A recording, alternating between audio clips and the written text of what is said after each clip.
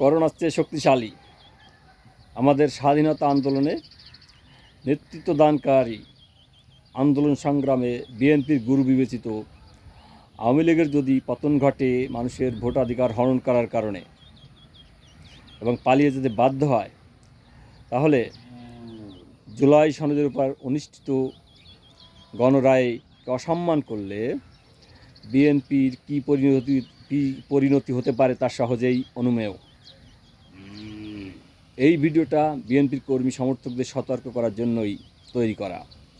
গণ অভিপ্রায় বা গণরায়কে অসম্মান করলে পরিণতি যে ভয়াবহ হয় তা আমাদের ইতিহাসে থেকে পাঠ নিলে অনেক উদাহরণই পাওয়া যাবে। যেমন পাকিস্তান তৈরি হওয়ার আগে ভারতীয় কংগ্রেস পাকিস্তান তৈরির বিরোধিতা করেছিল। ফলশ্রুতিতে অবিভক্ত বাংলার প্রধানমন্ত্রী হোসেন শহীদ সোহরাওয়ার্দীর ডাকে ডাইরেক্ট অ্যাকশনে পালিত হয়, তাতে অনেক মানুষের জীবন যায়। এই জীবন যাওয়ার পরে কিন্তু পাকিস্তান তৈরির দাবি ভারতীয় জাতীয় কংগ্রেস মেনে নিয়েছিল। এরপরে পাকিস্তান তৈরি হলো 1970 সালে। সংযুক্ত পাকিস্তানে জাতীয় নির্বাচনে বাঙালি বিজয়ী হলো। এই বিজয়ী করা বাঙালিদের গণরায় বা ভোটে যে রায় দিয়েছিল সেই রায়কে পাকিস্তান সম্মান না করার কারণে পাকিস্তান রাষ্ট্রটা অকালেই ভেঙে যায়।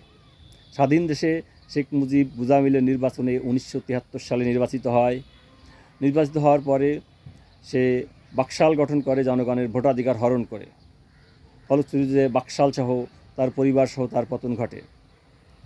শেখ মুজিবের পরে এরশাদ জিয়াউর রহমান ক্ষমতায় আসে। জিয়াউর রহমানের পরে এরশাদ ক্ষমতায় এসে জনগণের ভোটাধিকার নিয়ে ছিনিমিনি খেলে। ফলশ্রুতিতে 1990 সালে তার বিরুদ্ধে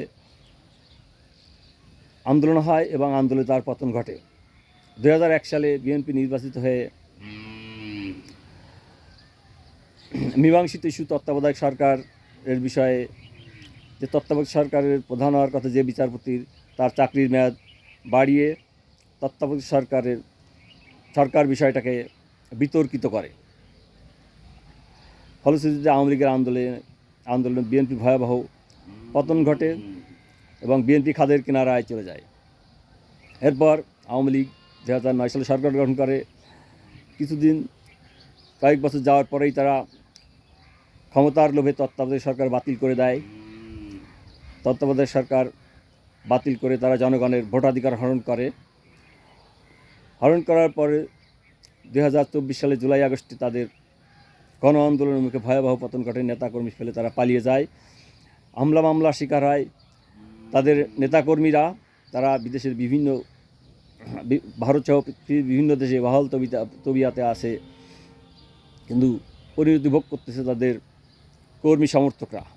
আশা করি আওয়ামী লীগের এই পরিণতি দেখে বিএনপি কর্মী সমর্থকরা সতর্ক হবে এবং গণরায় বাস্তবায়নে তারা সর্বাত্মক সহযোগিতা করবে এবং দেশের ভবিষ্যৎ মঙ্গল কামনায় বা মঙ্গল অর্থে তাদের সর্বাত্মক ভূমিকা থাকবে। সবাইকে ধন্যবাদ।